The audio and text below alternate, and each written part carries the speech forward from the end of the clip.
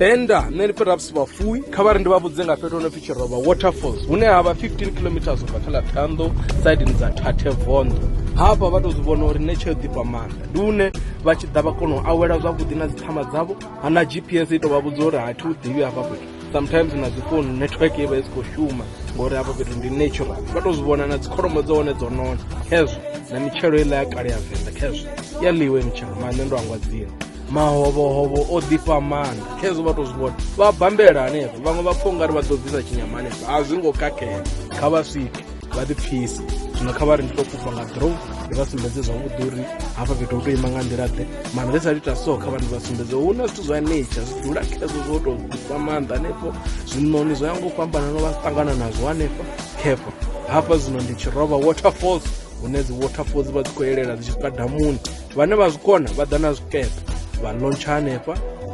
vhaṅwe vha ḓe na zwithu zwavho zwo campa ngori hu a campiwavho ndi kha madamu a Tshirovha waterfalls hanefha na hune vha kona u ḓa na zwithu zwavho zwo braya dziṋama na mini zwoṱhe vha to ḓiphuna khe vha vhaṅwe vha khou ḓiphina ndi kha Tshirovha hafha zwino maḓi vha to a pfha a khou dia nḓevhe a khou ungelela uri hafhanoni hu na muḓifho woṱhe wa nature ndi kha ḽa Tshirovha waterfalls hu ḓifha badi nature yo ḓifha maanḓa hanefha kha ḽa Venḓa a vha ḓe vha u vhone 2025 songo baiva ndaa.